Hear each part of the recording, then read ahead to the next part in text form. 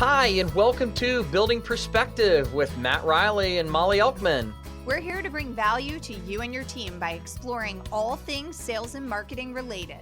All from different perspectives. But today, our focus of discussion of the week is the purpose of change, and we have a very special guest this week. We have Myers Barnes with us. But first, let's dive into our top topics of the week. And I'm going to go ahead and start with an oldie but a goodie. Here in front of me, I have the book Leaders Eat Last by Simon Sinek. And Matt, I'm sure you have read this one, but you know what? It's a really good one to revisit because some of the concepts in here are relevant and they're relevant at different times. So there is a specific concept that I want to focus on for today. So of course, I am drawn to marketing because of the study of people and human behavior. And that has always been my primary interest in marketing. And really, when it comes to leadership, it is the same exact thing. It's all about people and how people work together and how people communicate. And one concept in this book has always stood out to me, and I actually reread it quite often to make sure that it still is working and that I'm being the best leader that I can be. And that is the concept of the circle of safety. And what I think is so funny about this is, as we always want to get out of our comfort zones to make ourselves better. But there is also something about having this circle of safety, which is really making sure that you are in a place where you feel valued, where you feel safe to be your best self. And in our lives, we tend to create these circles of safety, such as a church group or a book club, or even the people that we become friends with, because that's where we can be our best selves. And what I find fascinating is that most people don't feel that their workplace is a place where they feel safe. I mean, it's just unbelievable. And I want you, as you're listening today, to kind of think about that and think, are you in a place where you feel like you are able to do your best work? And also, are you contributing to that feeling and really making the people who you work with feel like they can do their best work? So I think there's something really empowering about this concept of a circle of safety. No, I completely agree, Mollie. So this is interesting. And so when you get into it, how much from a business owner's perspective, how much of that safety, that the feeling safe goes on the company, and then how much of that feeling safe actually should also be the employee's responsibility? Yeah, so I think they go hand in hand. So to me, company culture is not about the company. It's about the people who make up the company. So I never think that it's one person who makes up the company culture. I think every single person contributes to the company culture. And one person can change it for the better and one person can change it for the worse, which I think is so empowering, because what that means is that no matter what position you have, where you're working, you have an ability to make it better. So that I love that, because we tend to, people default to thinking it's out of their hands and thinking there's someone else to blame. And the truth is, you are in a position to make your workplace and your day and your environment better. Oh, absolutely. I couldn't agree more.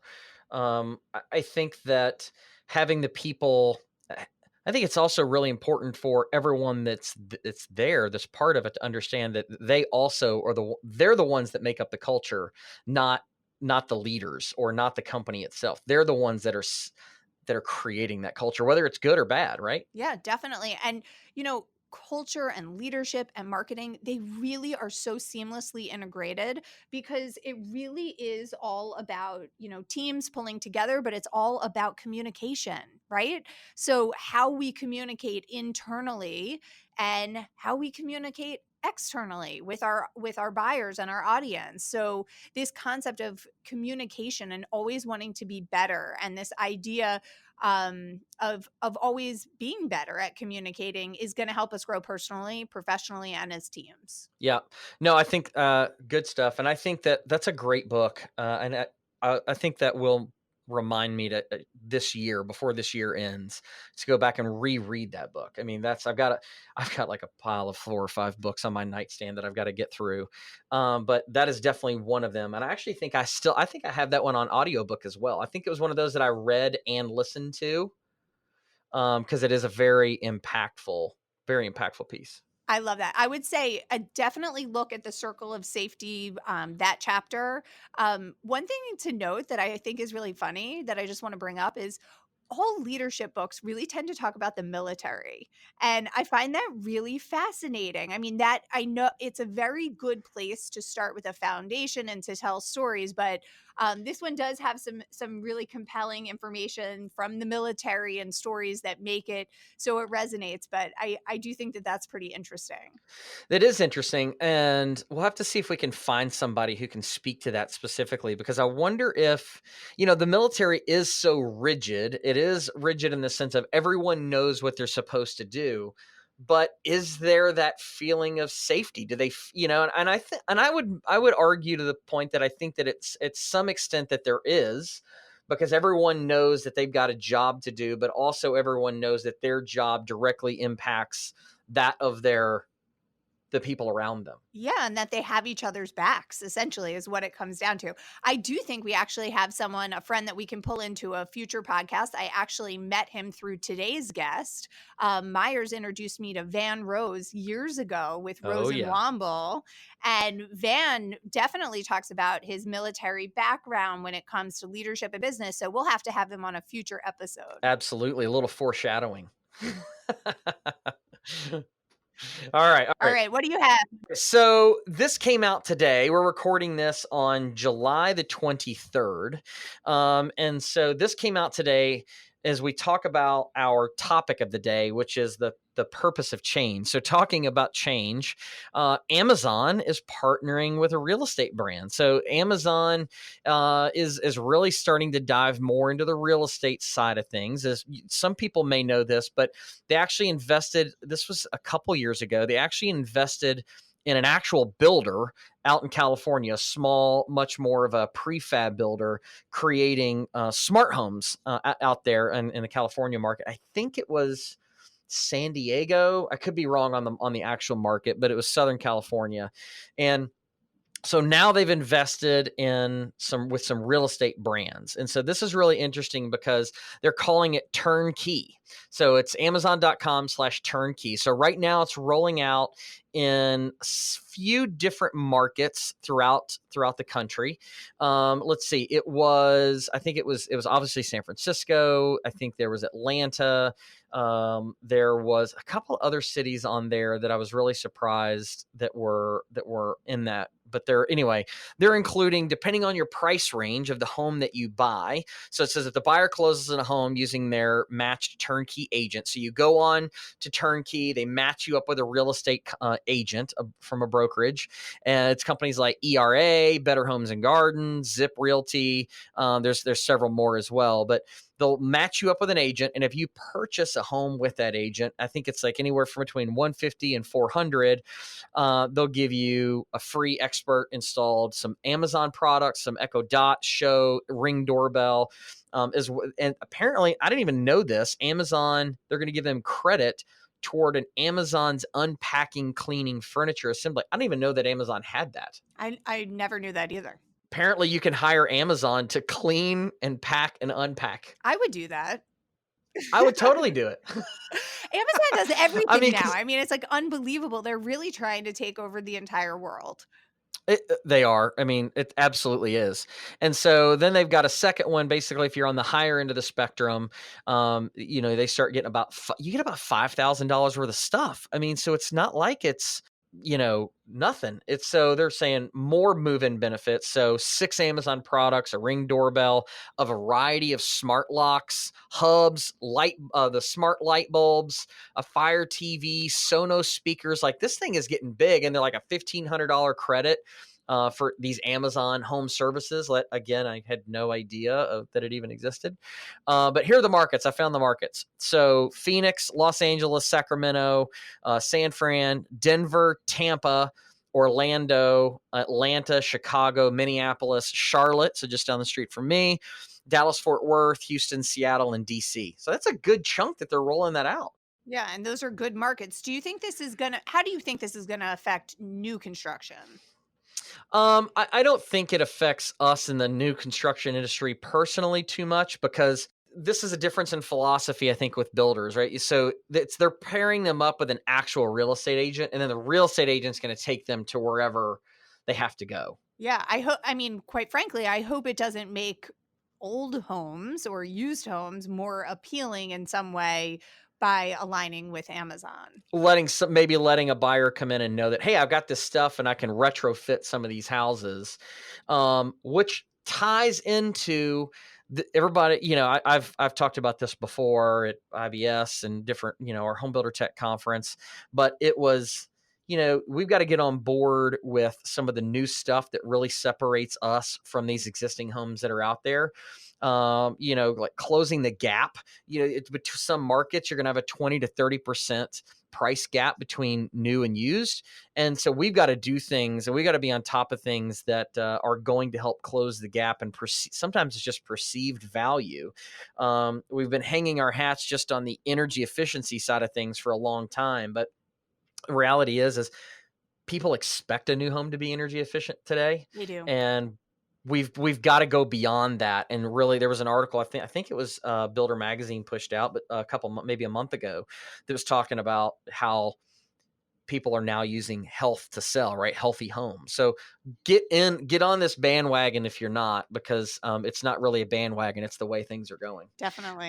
Great Yeah. information, especially for our sales teams that are on the line and listening today, just because you have to be aware how other people are packaging things and how they're selling it. Yeah, no question. All right. Well, Amazon is getting deeper and deeper into our industry, and Gary Vaynerchuk, I've heard him say this a couple times before. He says, technology is going to disrupt every industry. It's just a matter if it hasn't gotten to you yet, it will. 5 years ago, do you think that the cab drivers and limo drivers thought that Uber was going to destroy them? No, they didn't. But if you haven't been touched by technology, we will be disrupted. So be on it. It's here. That's right. It's here. All right. That's going to do it for us on our top topics of the week. So what we're going to do is we're going to take a quick break. And then we come back. We're going to dive right into our focus discussion of the week with the one, the only, the man, the myth, the legend, Myers Barnes, on the purpose of change. So hang with us and we'll be right back.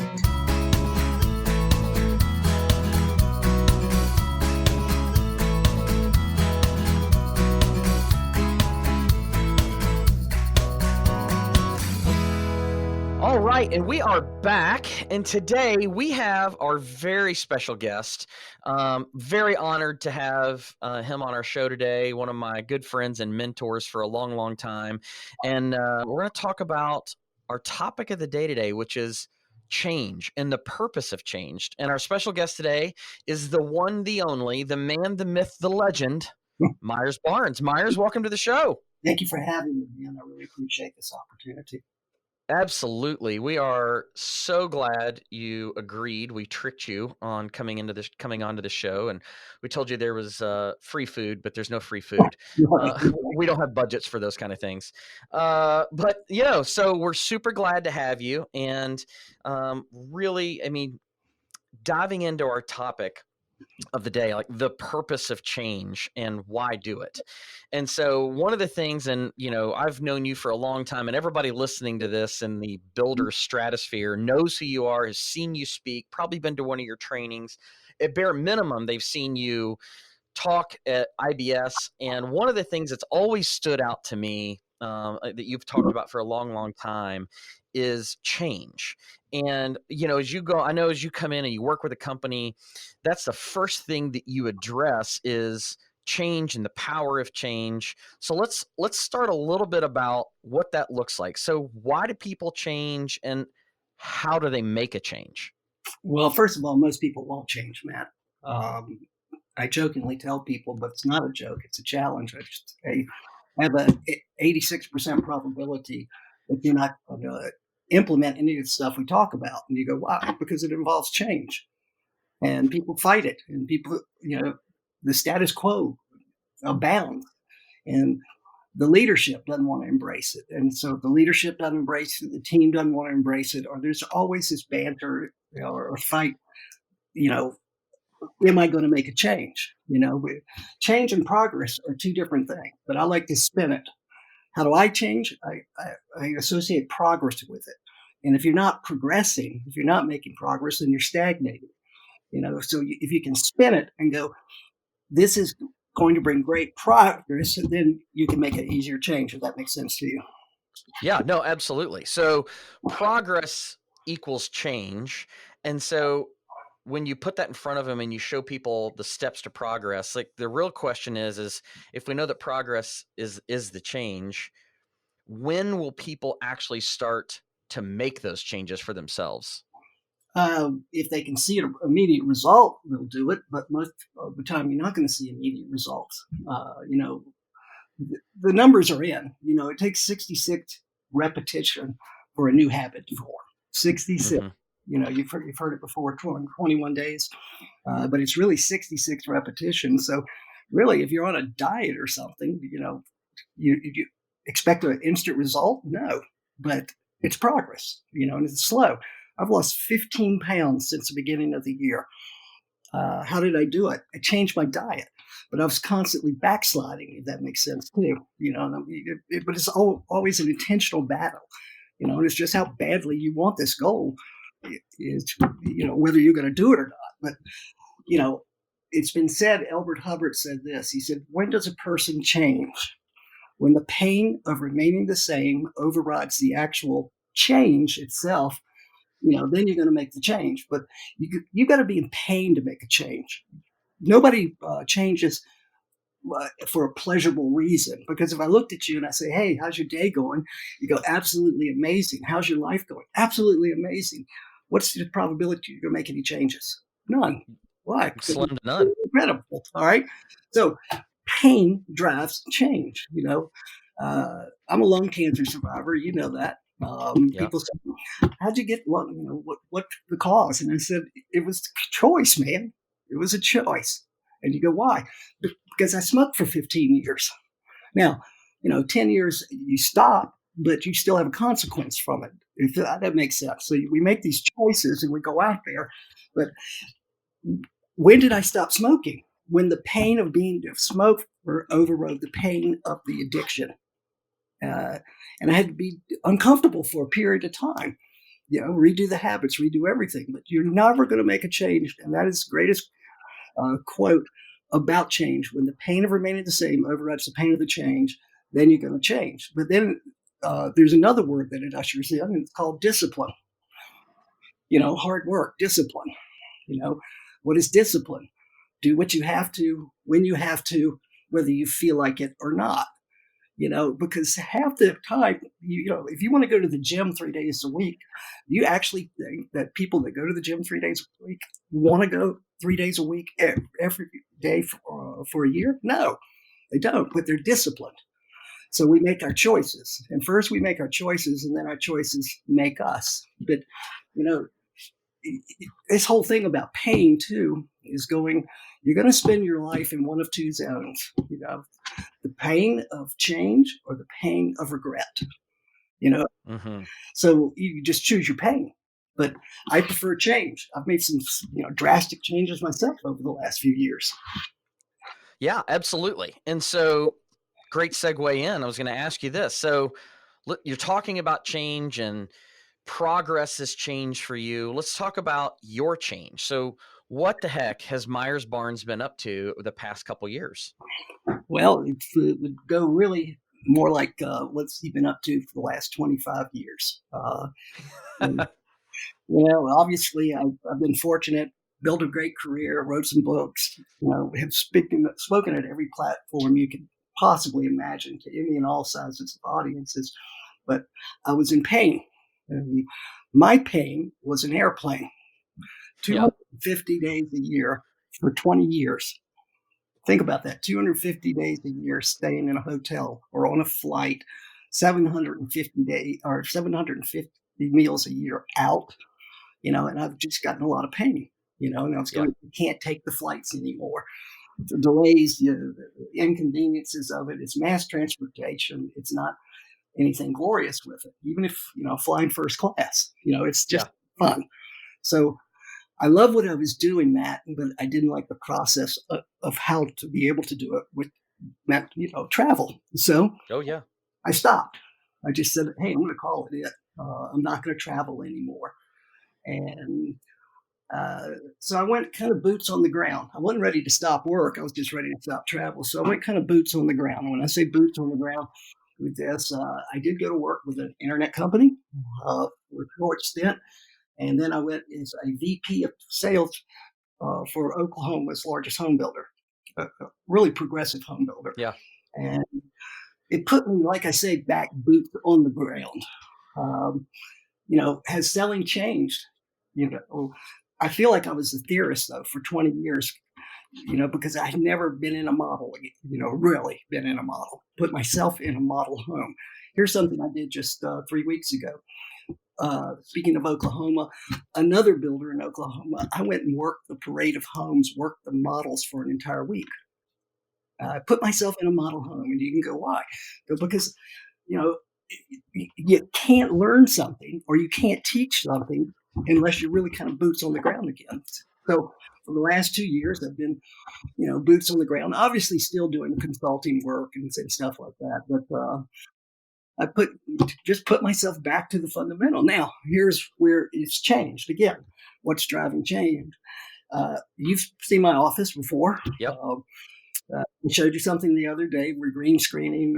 Got new computer systems, and everything's been upfitted. So I can start digitally consulting rather than have to be in the plane. I'll never avoid it wholly. I'm always going to have to do some traveling. But just lessen it some, right? Yeah, well, it'll be 60 days this year versus 250. But digital has allowed me to do this, doing what we're doing right now. We can talk, we can communicate, I can consult, I can even do sales meetings. I can do anything I want digitally now. Now, I'll still come on site, but realistically, everything's going as digital as I can possibly carry it. Huge change, huge shift. That was a huge shift in thinking. Absolutely. So, all right, you've been boots on the ground. I mean, from a day-to-day of a VP of sales for a large, privately held home builder, that's really progressive, right? That they are just super progressive on doing it the right way, getting the right stuff in front of customers, and then even day-to-day training of salespeople, day-to-day training of sales managers, running sales meetings, not just here's how they should work, but actually doing it. And now you went out and you spent a week as a salesperson in a model home for the parade of homes, which, by the way, some salespeople and sales managers and builders could argue that parade of home traffic, if your market does a parade of homes, some have a different spin on it, but a traditional parade of homes traffic unit that comes in the door, they're just kicking tires. They're just there to see decorating ideas. These aren't real buyers. We just want to get them in our system, collect their names, and do some email marketing drip stuff to them as they go. Maybe one day they'll actually buy. But you actually did that. And so from your perspective, after seeing that firsthand, after doing it firsthand, comparing that to the 20-year career you have had, when it comes to actual, theory, and you see it in actual practice, what do you feel like, if anything, do you feel like anything needs to change or should change in the sales process and the training side of things? Well, I'd add this is training today. First, most important aspect of it is a CRM, and it befuddles me that 6 out of 10 builders that I can work with don't even have a CRM system, and those that do don't even implement it fully. Yeah. Here's a buying cycle. A buying cycle that you say is about 10 weeks. This is according to the National Association of Realtors, and they see about 10 homes during that 10-week period. But what's not been told is this. Google says 76% of people research for a full year before they ever walk into these model homes. So you got 8 out of 10 people have pre-searched and researched for one full year. And then the race is on. It's a 10-week race. And, some people are really befuddled by this nowadays. 16% of home buyers will buy on the first visit now. 16%. It's an amazing number. Why? Because if you've spent a full year researching, right? You're pretty darn informed when you walk in that door. Okay. And if you're pre-qualified and you walk in that door, you're really predisposed to buy. But nobody comes into a model today, in today's world, not interested in buying. They're there to buy. Maybe not there, but they're there to buy, and you're in their hunt at that particular moment.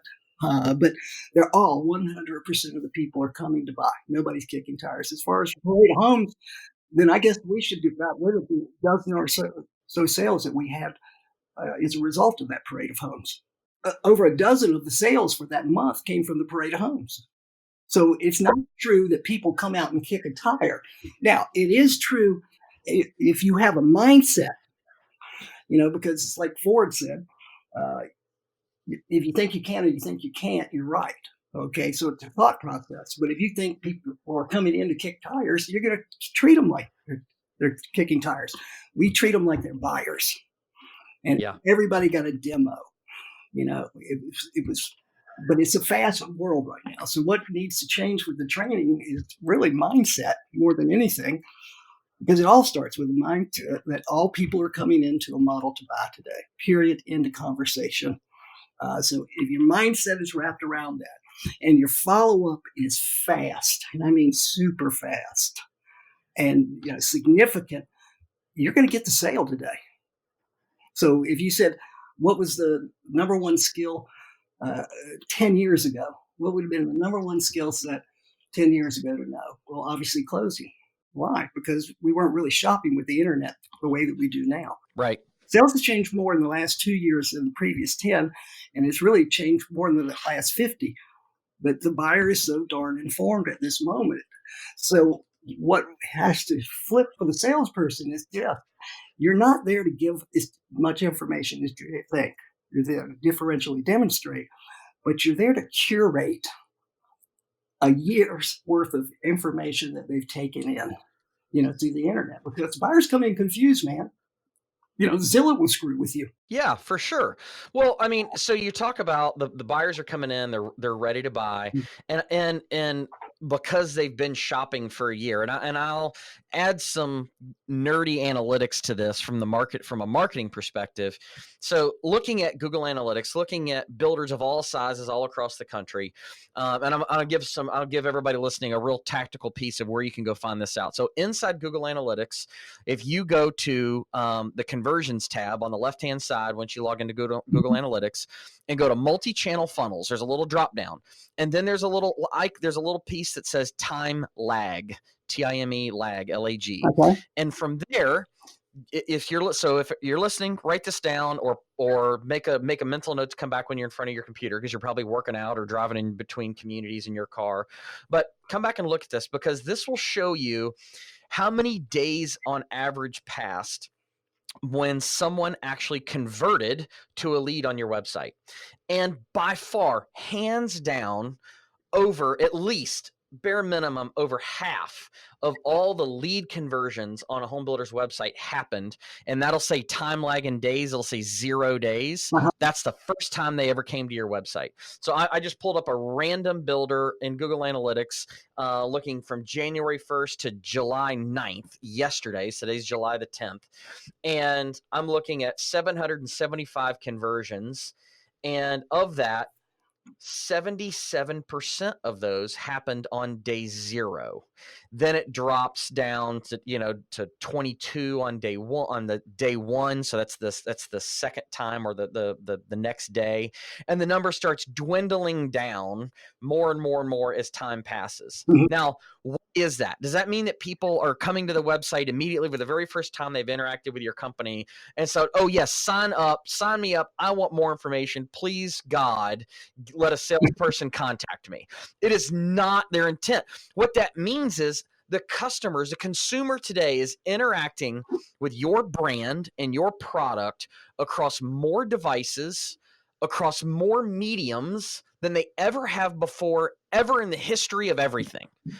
Between Zillow, Realtor.com, Trulia, Google, Facebook, Instagram, LinkedIn, you name it, every medium possible, whether it's BDX, New Home Search, all of these different places, any syndication site where your home could sit on a real estate search engine or search website, they're interacting with you. So when they do come to your website, that is why they are so much more, they have much more ability to convert to a lead and on the very first visit to your website, because it's not the first time that they've interacted with your product and your brand. And I think that translates all the way down to the visit in the model home, just what you were saying. Well, again, we should be curators of information, and sometimes the correctors of information, because not all the information is correct that they're taking in, and it becomes so confusing. Here's a stat: 89% of people still use a realtor.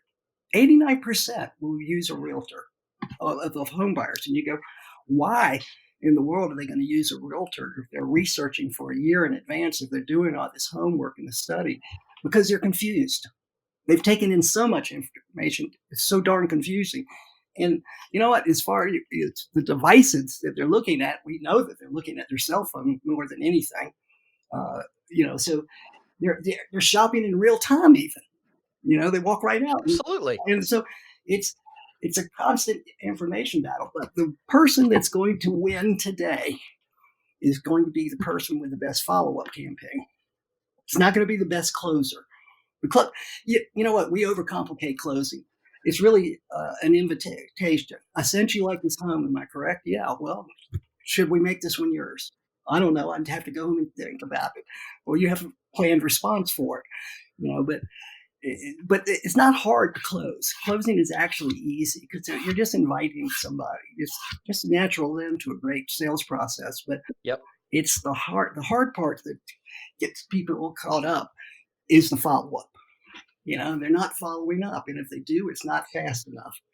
The old thing of the 5-minute rule.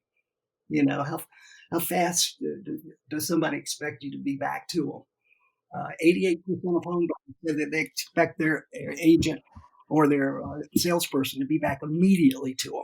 Immediate. Absolutely. Well, I mean, here's a stat that tells us. So this was posted in 2017. So I'm sure this is actually it's incredibly higher, but this was by the New York Post. It says on average, Americans check their phone once every 12 minutes, bringing their heads to their phones 80 times a day. Actually, the number has changed. It's every 11 minutes now.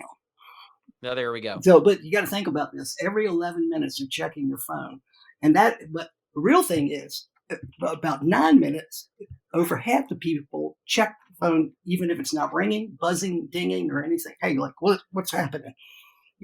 It's just a constant tech feed at this point. And we do know that 94% of people keep a phone within arm's reach of them 24 hours a day. So it's a tech gig right now. So that's what's really changed. But the fundamentals, let's go back over it. Have the rules changed?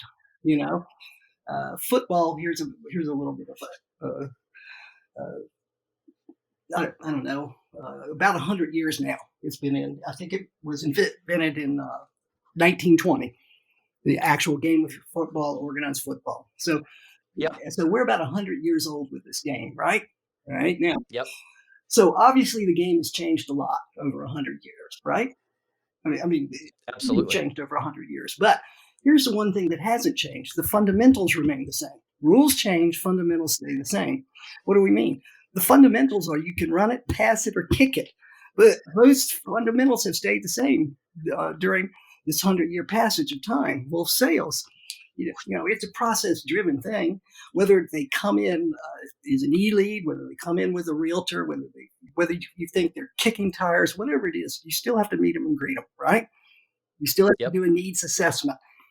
Call that qualification. You still have to do some sort of presentation and an overview of the neighborhood, and you should be demonstrating your product, differentially demonstrating.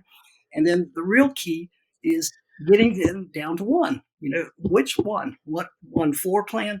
What one home site? What one tree? I don't care what it is, but get them down to what one lender, but getting to one. And then you've got to answer objections and you've got to close. All right, there's a process. So the fundamentals of selling haven't changed. It's just some of the rules. And the big thing, I say again, is the speed that people are able to make decisions, and the speed you need to follow up with. There's your big change. Yeah, no, absolutely. And I want to rewind a second, and as you talk about, you said something very, very key that I think a lot of people miss, and it's differential demonstration. And before, it was, I think when I say before, rewind 10 years at the max, less than 10 years probably. Yeah. New construction was what it is. The pricing discrepancy between new and used wasn't as high as it is today. And now in most markets across the United States, new construction has a 20% plus premium on it over what is our real competition, used homes. Right. And so we have to differentiate ourselves between why I should spend 20% plus more upfront today on this house versus looking at just the price today, the cost today on buying that existing used home that's on the market. And we have to show the value there and really help close the gap between that price and show that it's not really, you're not really spending 20% more or 30% more in some markets for this new home versus this used home. And so what is some advice from your perspective on, since you've been boots on the ground, that ways that people can make a change and impact that right away? You've got to be a construction expert. Maybe not an expert, but you've got to have a good grasp of it. But like I could tell you that a new home costs more, costs less. And you can go, why? Energy savings alone. Just in the energy. Mm-hmm. Think about this, Matt, the wonderful product Tech Shield. You know what I'm talking about, Tech Shield? Oh, yeah, absolutely. Radiant barrier roofing, okay? Well, if that reduces heat in an attic by 30%, you can save $100 a month right there.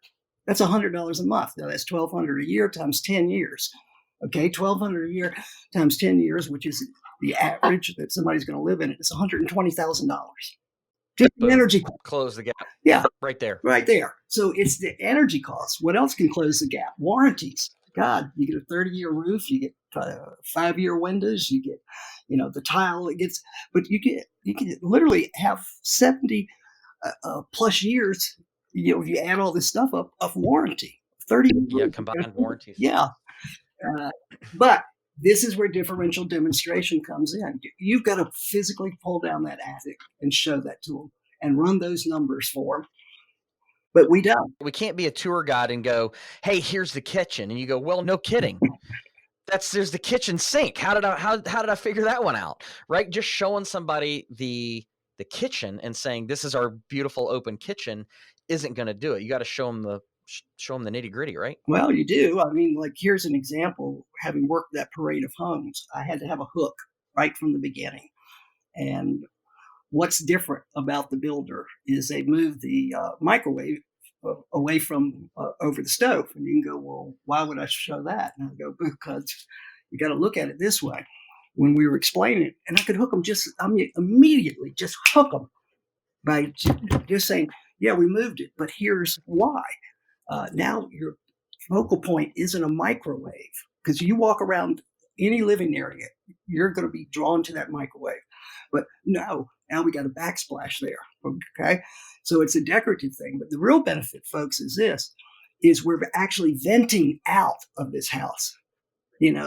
If you got that little microwave under it, you got that little charcoal filter that's just recirculating. It's just circulating, right? All right. Now that was a conversation, but I could open it with that one thing, right there, and then go, hey, let me show you something cool about this Tech Shield, and just ran the same numbers. $100, in energy savings, and do this times 10, and you got $120,000 in it. This is what sells today. You do have to differentially demonstrate, or they will go buy a used home. No question. And I think you hit the nail on the head. And hey, we do need to we need to be construction experts, so then we can as the salespeople, so we can then internalize that information and then give it back to the customer in terms that they understand. In terms that they understand means what it is going to equate to them and the bottom line, whether it's going to save them time, money, effort, peace of mind. Those are things that they understand, and breaking it down that way. And always, I think I'm a big advocate of too, as we're walking through it, is compared to what, right? I can just say it like, hey, look at this tech shield. It's going to save you this. It's going to save you. It's going to lower the heat in the attic by 30 degrees, and it's going to save you this. Compared to that used home that you're going to see down the street, doesn't have this, and it is a massive undertaking to retrofit an existing home and try to get something this effective in that house. And always giving that compared to what, I think, is key. Well, there's price versus cost. Price is one time. That new home is a one-time price, okay? But cost is ongoing. What's it cost to maintain it? My dad told me once, he said, buying a car is the cheapest part of it. He said, buying it's the easy part. You got to maintain it. And that's where the expense comes in. Okay, so buying a used home at $25,000 or $30,000 less, is it price or cost? Okay, so you got a cheap price, but it's going to cost you infinitely more to own it, and that's what you differentiate for them and explain it: price versus cost. And yeah, absolutely. So we are going to pay more for a new home. We only get 14% of all home sales. Think about that. Only 14%. But it's just a crazy fact that you do have to differentially demonstrate. But then again, let's get back to follow up. Yes. There's where the money is going to be made. The person that follows up the fastest, the first person that follows, with a system, with a process. And this is one thing that befuddles me too. Think about this.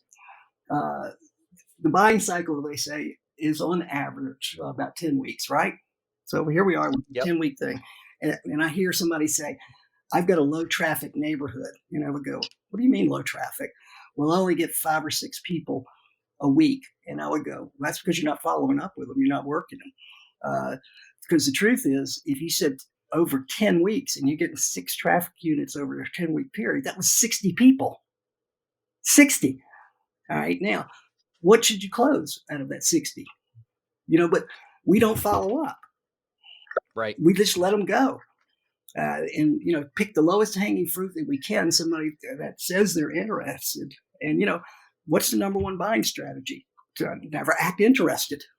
Absolutely. Well, and when it comes to follow up, obviously that ties into a CRM system and how vital it is to a company's a salesperson and a company's success in sales. And I know you've talked to builders about this. I get this question all the time, and or this statement and question is like, what do we do? And it's always, well, our salespeople aren't utilizing the CRM, and how do we fix that? That's not. And there's 2 things. I'll let you go first. Well, I apologize for interjecting. It gets me a little upset though when I see these that are coming in. You do get 60 people over a 10-week period, even if you're slow traffic, or you've had 60 people through a door, and 100% of them are going to buy somewhere. So it's a follow up, but it's not having an objective of having a second appointment. But a person that doesn't use the CRM, it's because the manager doesn't use the CRM. Because if the manager knew how to use the CRM and was training people on how to use the CRM, the salesperson would use it. And it's not about deriding anything or doing anything. I'm just trying to make people more money. But it starts with the leadership, and the leadership. Without a doubt. Because the leadership doesn't know how to use a CRM. How can they monitor the CRM at all? So it all comes down to leadership now. That's my thought on CRM.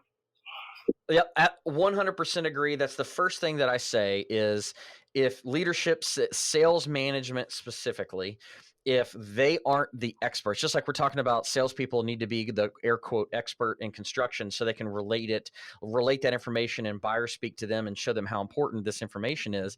It's the same exact thing for a CRM. The sales manager has to be the expert. They have to be the one that trains new people, that can answer questions from anybody regarding, hey, I'm having a problem, or hey, I'd like to try to do this. If they ask their sales manager, like, hey, how do I do this? And they're like, hell, I don't know. I don't ever get in there. What message does that send? It sends that this tool is not important to you. So therefore it's not important to me and it's not of value. So that is the number one thing. And the other thing that I would add to that is we talk about senior level, executive level leadership buying into the system. And the owner of the company doesn't necessarily have to be the one to actually go in and use the CRM because they're never going to do it. But my old home building company, what we always said was there wasn't a single person in this organization that is above using our systems because we're going to train on it. We're going to hold everyone accountable. And if you're not willing or able to use this CRM system, then it's a condition of employment. Well, I would agree with that. I don't want it to sound harsh. I just want the reality of, you can make more money, with the CRM. Flat out, you're going to make more money. So, not to deride anyone, not to say anything negative with it. It's just a matter of, I just want you to make more money. That's where it comes down to me. And this is the tool to do it. Mm-hmm. And so I'd say follow-up is the big change. If you're saying what's really changed in the industry, what did I learn over the last 2 years? Now that I'm back, consulting and educating again, what did I learn? Was just how fast the game is being played right now. And I would say this. I always say, you're familiar with the term poser, right? Oh yeah, sure. Like I'm a poser. What do you mean I'm a poser? Well, you've been to my house before, and I've got like 10 guitars laying around. All kinds of great guitars. Some of them custom built, and I mean just guitar after guitar after guitar. But I can't play a lick.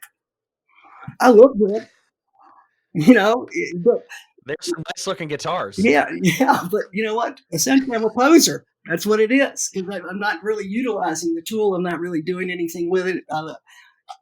I guess I'm more of a collector than a player. But I always say I'm a poser. Now, here's what I did learn. You know what? You can't go 20 years like I did. You cannot go 20 years like I did. You can't go 5 years and call yourself a consultant or call yourself an educator if you don't pull yourself out and put yourself on the front line again, because it's changed that much.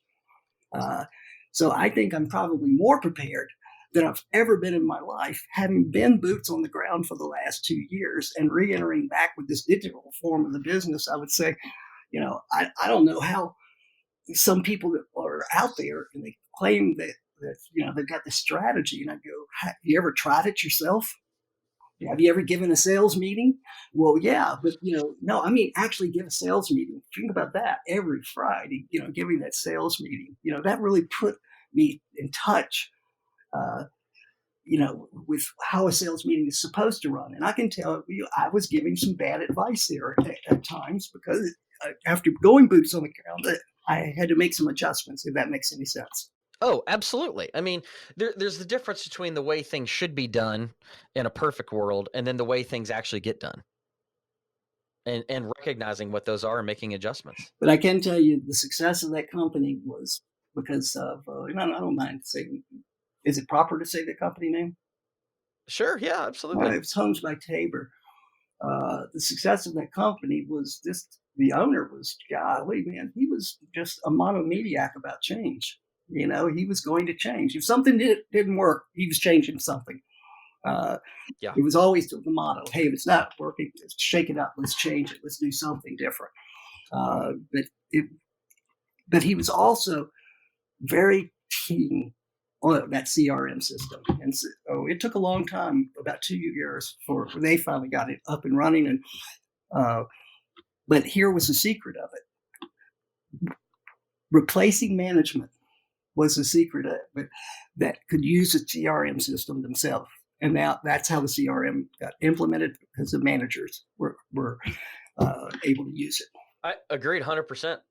We're talking about change. We're talking about the things that, you saw boots on the ground and how things needed to be tweaked and how you're more prepared than ever.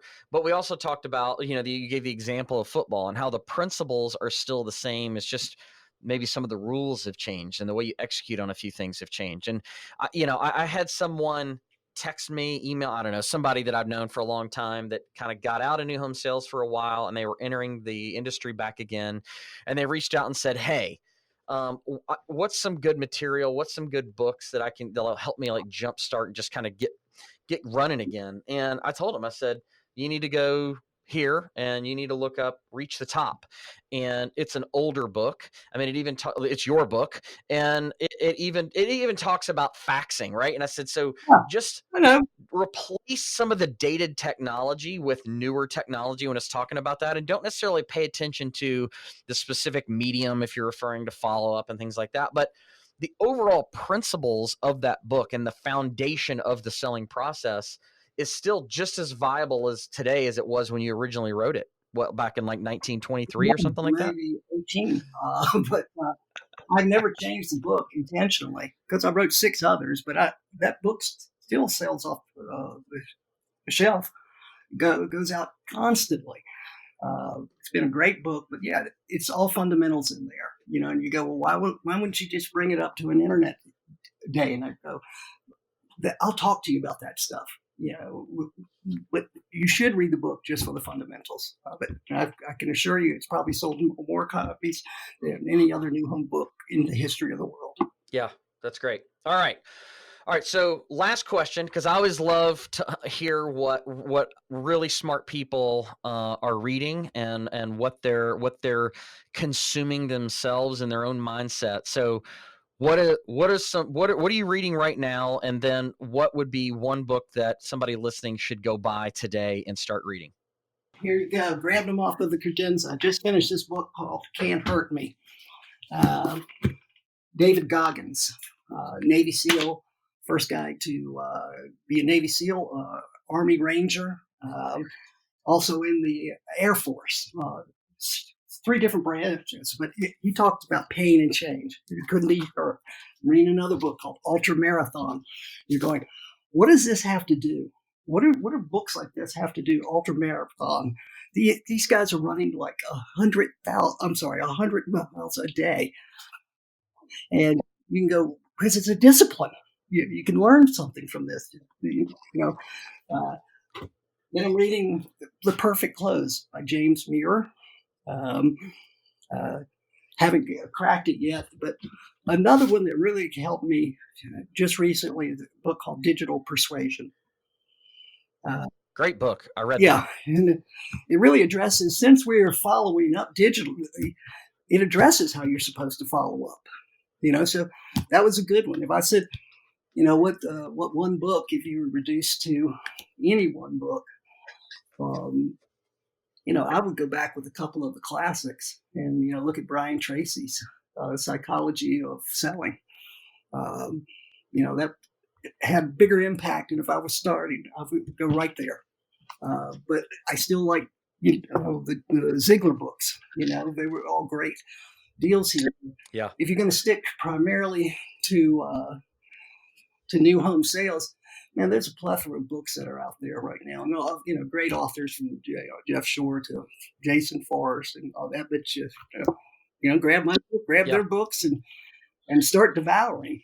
I always teach. I'm not looking for. I really want a student of selling. If I was really recruiting, that's the first question I ask: is what are you reading? What are you doing to get better? Because better isn't something you wish for, but better is what you become. And so you got to always ask yourself, what am I becoming? But if you're not putting anything into your head, you're not becoming anymore. So you've got to be constantly. And by the way, it's not very becoming if you're not coming. You've got to really work at this game here and keep yourself informed. with it. But those are 4 books that I'm reading right now. I read a book a week, have now for over 20 years, and that's what really gave me my career itch, was I the love it. information that I took in. You know, hey, Yep, no question. That was advice you gave me a long time ago. You said you say it all the time. You didn't just give it to me, but you say it all the time. Read an hour a day in your chosen profession and you'll double your income. you will in one full year, and that's scientifically been proven and substantiated by University of Southern California. If you read an hour a day, then if you're reading at a 7th grade level, so we're really taking this down. But if you read an hour a day, you'll consume about 200 pages. Average self-help book is less than 200 pages. So you consume 50 books. What's it take to get a doctorate's degree? 45 books and a dissertation. Okay, so essentially, you're getting a degree every year. So if you're having a problem with closing, study it. If you're having a problem with follow-up, study it. But it's what you're going to take in is what's going to come out of you. So Absolutely. just keep reading and get encouraged. Learn the CRM. Just learn it. And if your company doesn't have one, get your own. You can go on Salesforce. You can get anything that you want with it. But the CRM's the big skill set going forward. Yeah, absolutely. All right. Awesome, Myers. As we wrap up, what's the best way? If people want to connect with you, where are you putting out content? What's the best way if they want to connect with you and ask a question or some advice or bring you into their company? I'll give you an email or two. Okay. You can always reach me directly via email, MBA, Myers Barnes Associates. So it's MBA at Myers, MYERS, Barnes, BARNES.com. You can reach me by email. You can reach Lorena at solutions at Myers Barnes. And that would probably be the fastest, most efficient way. Because Lorena's checking my email if I'm not looking at it. So you'll get an immediate response. And if you're not already, you should be following Myers on Facebook. Myers puts out all kinds of awesome video content, blog content, several times a week. So it's just really good stuff. If you're not following him already, which you probably are, but if you're not, make sure you are. It's just great resources to check out, to follow. So awesome. Myers, thank you so much for coming on the show. It was an absolute pleasure to chat. And I know everyone will find this information incredibly helpful, and look forward to having you on again sometime Hey, soon. one big thing with you though, quick thing. You've made a big change yourself with Group 2. Yes. What a wonderful company, unpaid, unsolicited, hands down to me. That's the finest marketing company in America. Well, I think so. I appreciate that, and I'm super excited to be there and helping builders make an impact. So, but yeah, so awesome. All right. Well, thank you, Myers, and we'll connect soon and have you back. Thank you so much. All right. Well, thank you so much, Myers. We of course love having you on, and we didn't talk about this earlier, but Myers actually introduced me and Matt. So, He did. He did. And both of us have learned a ton from you throughout our careers. We both really respect you and appreciate everything you've done for the housing industry and for us. We love working with you. We love having you on today, and great content that you shared with everyone. Yep, absolutely. Good stuff. So thanks again, Myers. Really, really great having you on. All right, guys. Well, that is going to do it for us for this week of Building Perspective. Thank you guys so much for joining us.